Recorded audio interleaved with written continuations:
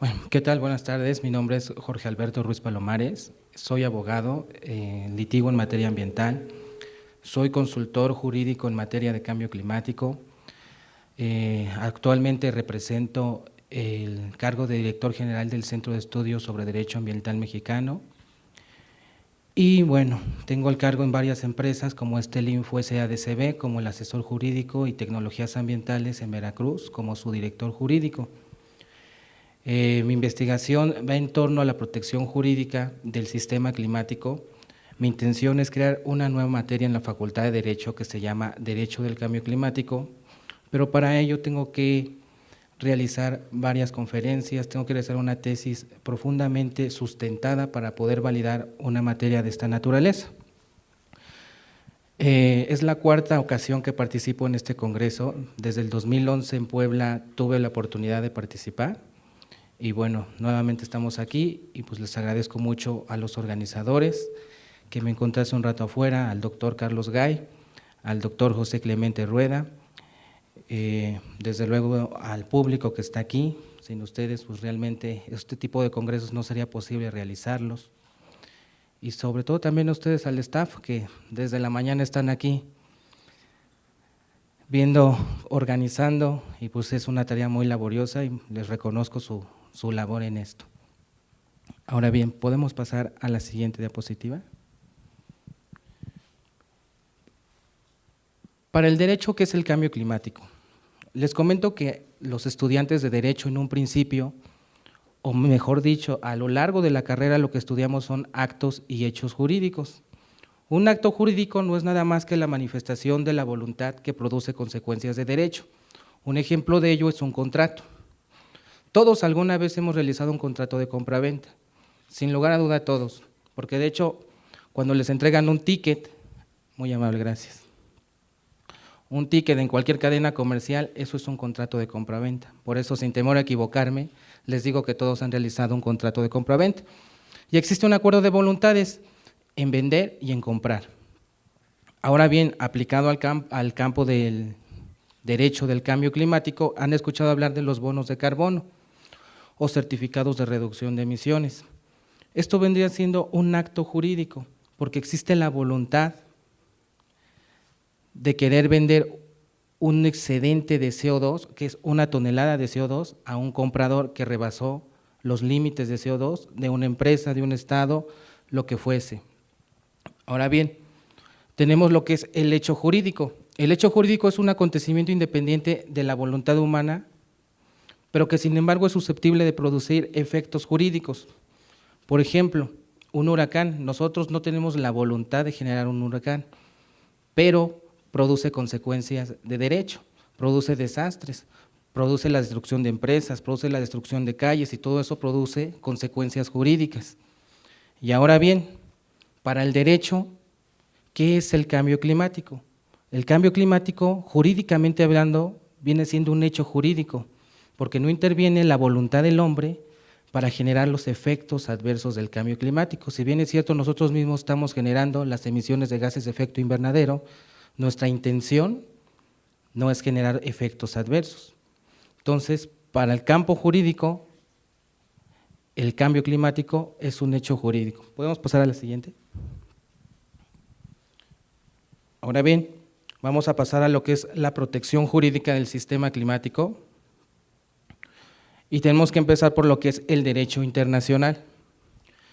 La base principal, el ordenamiento jurídico fundamental del cambio climático a nivel internacional es la Convención Marco de las Naciones Unidas sobre Cambio Climático, aprobada en Río de Janeiro, en la Conferencia de Río, y entró en vigor en el Estado mexicano a partir del 21 de marzo de 1994.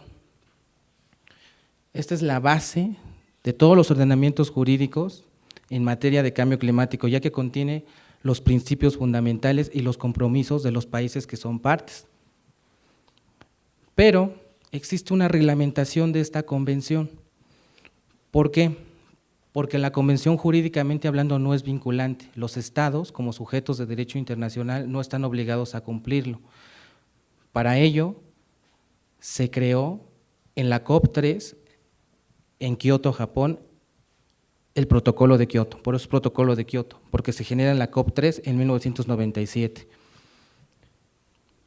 Y esto viene a reglamentar compromisos jurídicamente vinculantes, es decir, existe la obligación de las partes que ratificaron el protocolo en reducir gases de efecto invernadero en un porcentaje del 5% con un año base que es el de 1990.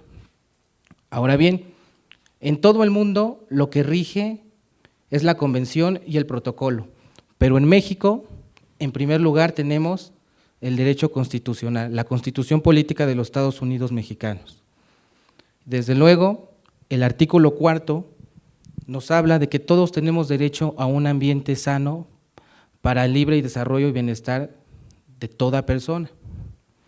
Ese es el artículo fundamental, la base para implementar políticas y medidas de cambio climático.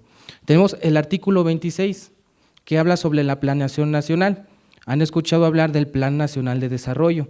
El artículo 26 es su sustento jurídico y entre todas las líneas de acción, estrategias y objetivos que tiene el plan, se ha contemplado la materia de cambio climático. El actual plan contiene aspectos de cambio climático, al igual que los de las administraciones pasadas. Tenemos el artículo 27, que regula los aspectos de los recursos naturales, regula aspectos de equilibrio ecológico y la propiedad de las tierras y las aguas, que se encuentran englobadas con lo que es la materia ambiental y en consecuencia con el cambio climático, porque interactúan los recursos naturales con los efectos adversos del cambio climático. Tenemos el artículo 73, fracción 29G, que nos habla que es facultad del Congreso de la Unión emitir leyes en materia de protección al ambiente y de conservación del equilibrio ecológico, y da la facultad a la Federación, a los estados, a los municipios y al Distrito Federal para regular esta materia. Tenemos el artículo 15, que son las facultades del municipio, que tiene facultades en materia ambiental, el artículo 122, que son las facultades de la Asamblea Legislativa del Distrito Federal, que toca aspectos de materia ambiental, y el artículo 133, que es el que reconoce los tratados internacionales. Si no existiera este artículo 133, entonces no serían válidos estos acuerdos. ¿Por qué? Porque el 133 establece que son ley suprema de la Unión, la Constitución y los tratados internacionales. Y por jurisprudencia de la Suprema Corte de Justicia de la Nación, la Constitución y un tratado internacional tienen el mismo rango, el mismo nivel jerárquico. Ahora bien, el derecho del cambio climático deriva del derecho administrativo, después viene del derecho ambiental y de ahí se crea una nueva rama que es el derecho del cambio climático, que en el Estado mexicano lo consideramos como una materia de seguridad estratégica. ¿Por qué? Porque contempla varios rubros, contempla rubros como la materia ambiental, energética, alimentación, salud, economía, en fin, son muchísimas materias las que se encuentran relacionadas con el cambio climático. Pero ahora bien, ¿por qué seguridad estratégica y no seguridad nacional?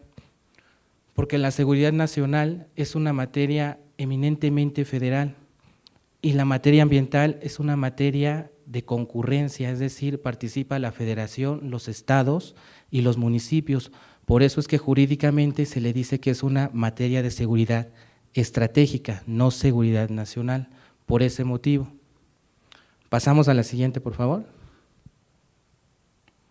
Así, el régimen jurídico internacional del cambio climático, como ya lo habíamos mencionado, deviene de la Convención Marco de Cambio Climático, que su principal objetivo, o mejor dicho, objetivo último, es estabilizar los gases de efecto invernadero en la atmósfera a un nivel que impida interferencias antropógenas peligrosas en el sistema climático. Y este es un compromiso a nivel internacional. Su protocolo de Kioto, que es reducir en un 5% los gases de efecto invernadero a los niveles de 1990, pero hubo un primer periodo de compromiso que abarcó del 2008 al 2012. Ese periodo, desde luego, ya se extinguió. Sin embargo, se decidió en la COP17 que el segundo periodo de compromiso, perdón, la COP18, que el segundo periodo de compromiso abarcaría del 2013 al 2020. Pero ¿qué va a pasar una vez que termine la vigencia del protocolo de Kioto? Eso es precisamente lo que se va a hablar en Lima, en la COP20. ¿Qué acuerdo jurídicamente vinculante va a existir después de que el protocolo de Kioto deje de tener su vigencia? Y bueno, es que existen muchos problemas internacionales. Por ejemplo, China pelea de que Estados Unidos no ratificó el protocolo de Kioto y no está jurídicamente obligado a reducir sus emisiones, cuando él emite el 20% de los gases de efecto invernadero a nivel mundial. Y los diplomáticos de China dicen, yo de igual forma emito el 20% de gases de efecto invernadero y soy un país en desarrollo y me comprometí con el protocolo de Kioto, ¿por qué Estados Unidos no lo hace? Y así ese tipo de problemas es lo que existen siempre en las COPs. Por eso es que no se llega a un acuerdo definitivo. Pero bueno, de la Convención Marco y el protocolo de Kioto también vienen otro tipo de acuerdos, que son los acuerdos que devienen de las cumbres climáticas. No se ve muy bien porque está en negro, pero les pongo varios ejemplos, que es el acuerdo de Bali, los acuerdos de Marruecos o los acuerdos de Cancún, que en él se establece no sobrepasar los 2 grados centígrados de calentamiento en la Tierra. Es un compromiso que se toma aquí en Cancún en el sexenio de Felipe Calderón. Pasamos a la siguiente, por favor. Ahora bien, ¿cuál es el régimen institucional? Ya vimos el jurídico, pero ¿cuál es el institucional? En primer lugar, la Organización de las Naciones Unidas. De ahí, la Conferencia de las Partes, que se encuentra reconocida en la Convención Marco de las Naciones Unidas sobre el Cambio Climático, que es la máxima autoridad dentro de las partes de la Convención, es la Conferencia de las Partes. De hecho, COP, ustedes cuando escuchan COP 1, COP 2, COP 3, COP significa Conferencia de las Partes. Y la CMP significa la reunión de las partes. La reunión de las partes es a partir de que entró en vigor el protocolo de Kioto. Entonces, cada año hay una conferencia de partes y hay una reunión de partes. Ahora bien, en segundo lugar queda el Programa de las Naciones Unidas para el Medio Ambiente y por el otro la Organización Mundial de Meteorología. Y estos en su conjunto en 1988 crearon el Panel Intergubernamental de Expertos sobre el Cambio Climático. Pasamos a la siguiente, por favor. A nivel nacional, ¿cuál es su régimen jurídico?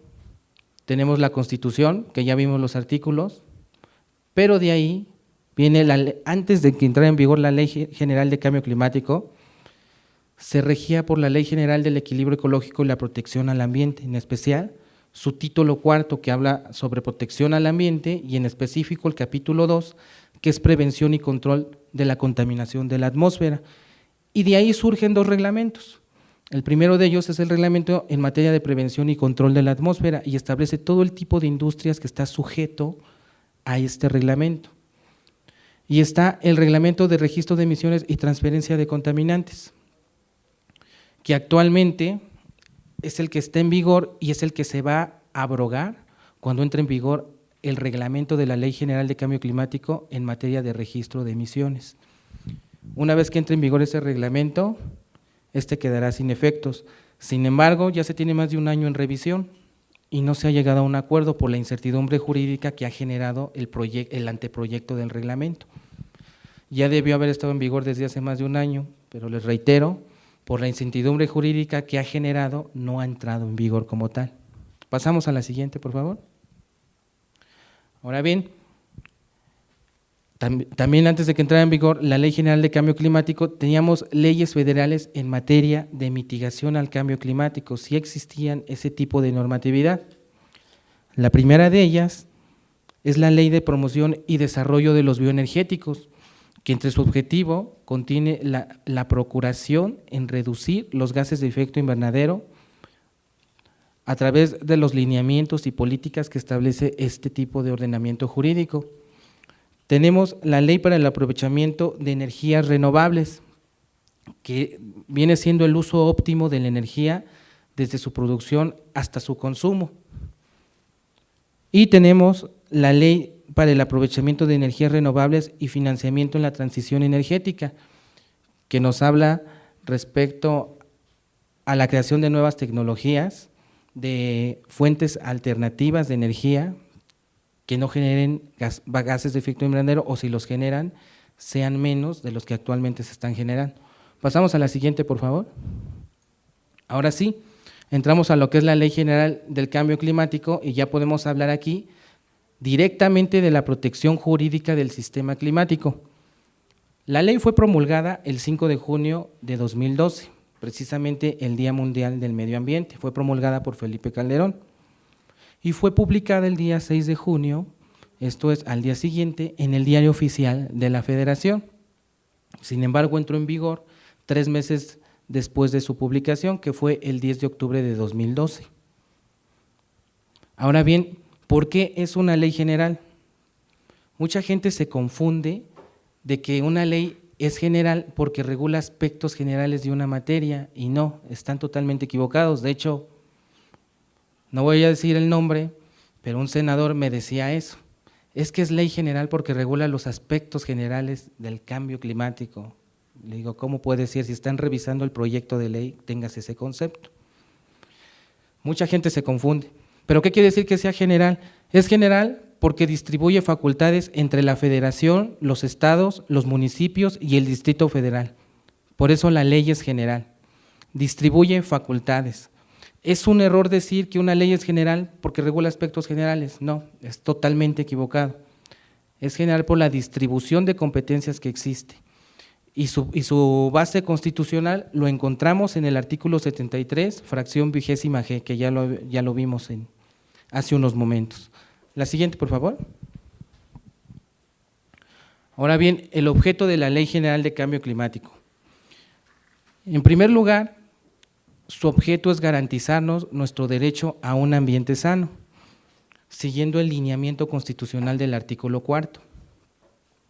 Pero ¿cómo nos va a garantizar ese derecho a un ambiente sano?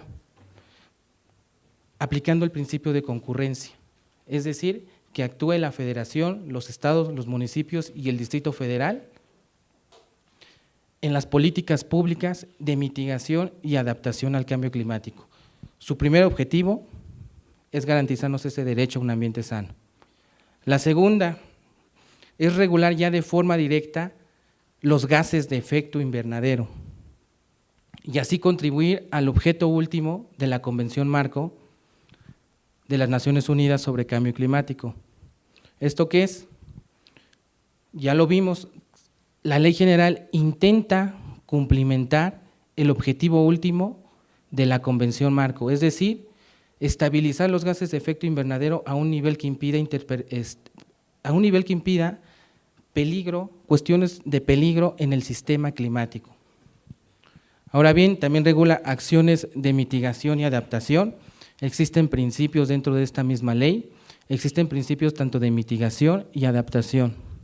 Otro es reducir la vulnerabilidad y fortalecer las capacidades, que es precisamente el problema que tenemos nosotros los países en desarrollo. El quinto, igual otro problema que tenemos los países en desarrollo es, bueno, generar más tecnología, educación e investigación, pero para ello necesitamos de financiación. Tenemos el principio de concertación como otro objetivo, el sexto objetivo, que es la concertación. La concertación es que entre autoridad y particular lleguemos a un acuerdo y conjuntamente enfrentemos en esta materia el cambio climático. Cuando ustedes escuchen hablar de convenios de concertación, quiere decir que está involucrado la sociedad civil y una autoridad. Pasamos a la siguiente, por favor. Bueno, esta es la estructura de la Ley General de Cambio Climático. Tiene 9 títulos, tiene sus artículos transitorios. Me hubiera encantado poder analizar toda la ley, pero tendría que agarrarme 3 o 4 horas para poderla analizar artículo por artículo. Sin embargo, ahí está, la pueden consultar. ¿Podemos la siguiente, por favor? Pero algo de importancia que voy a tocar aquí es el Sistema Nacional de Cambio Climático. Contamos con la Comisión Intersecretarial de Cambio Climático. Se encuentra integrada de diversas secretarías, Secretaría de Gobernación, la Semarnat, la Secretaría de Energía, la Secretaría de Economía, la Secretaría de Educación Pública, la Secretaría de Desarrollo Social, entre otras. Está el Consejo de Cambio Climático, que se encuentra integrado de 15 miembros, actualmente encabezada por Mario Molina. Tenemos instrumentos de planeación, que es el Plan Nacional de Desarrollo, que ya vimos que su fundamento constitucional es el artículo 26, y el Plan Nacional de Desarrollo fue publicado el 20 de mayo del 2013. Tenemos la Estrategia Nacional de Cambio Climático, que es un instrumento de planeación en materia de cambio climático, que fue publicada el 3 de junio del 2013. Tenemos el Programa Especial de Cambio Climático, que deviene de la estrategia, publicada el 28 de abril de este año. Tenemos un inventario de emisiones que lo va a generar el INEC. Tenemos un sistema de información de cambio climático. Tenemos un fondo de cambio climático que se creó el año pasado, en enero del año pasado, con un recurso de 150 millones de pesos. Tenemos instrumentos económicos que son los fiscales, los financieros y los de mercado.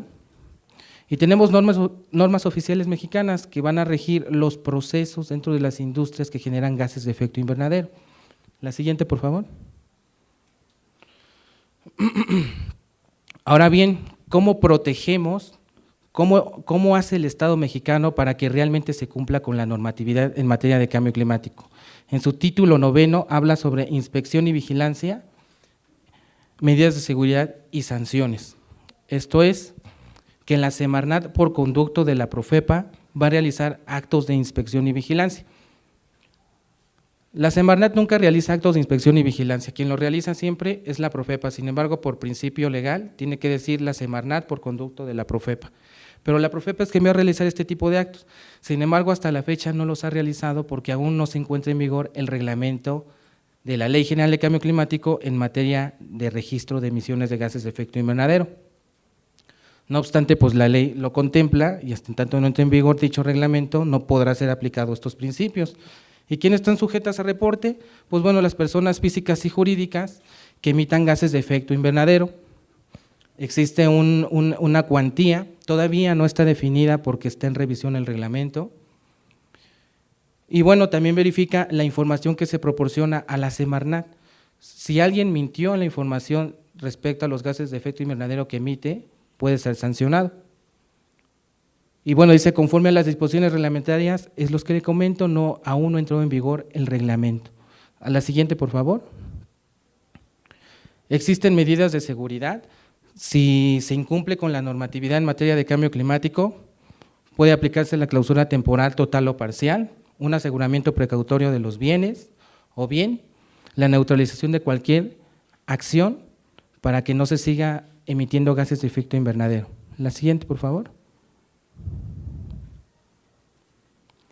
La siguiente, por favor. ¿Cuánto tiempo me queda? 2 minutos. Ok. Nada más para concluir este tema. El derecho del cambio climático, ¿qué viene siendo? Viene siendo una nueva materia que tratamos de implementar en las facultades de Derecho, principalmente la de la UNAM, pero tenemos la intención de que sea en todas las facultades de Derecho del país, todas las universidades, donde ¿qué estudiamos? Normas jurídicas e instituciones competentes tendientes a ordenar la estabilización de gases de efecto invernadero. Normas jurídicas ya tenemos muchas, la principal, la Ley General de Cambio Climático, a nivel internacional la Convención, tenemos el protocolo. Instituciones competentes, tenemos la Secretaría de Medio Ambiente, tenemos el INEC, tenemos la Profepa, tenemos el IMTA. Y bueno, y la intención de todas estas instituciones es impedir que se generen interferencias del hombre peligrosas en el sistema climático. De ahí nacen 2 derechos, el derecho a la mitigación y el derecho a la adaptación. El derecho a la mitigación es que el Estado donde habito, en este caso el Estado mexicano, pero es un derecho internacional, el Estado aplique políticas y medidas de mitigación al cambio climático para garantizarnos el derecho a un ambiente sano y de igual forma con el derecho a la adaptación. Pues hasta aquí concluyo mi tema, ya no tengo más tiempo. Si tienen alguna pregunta, con mucho gusto la resolvemos.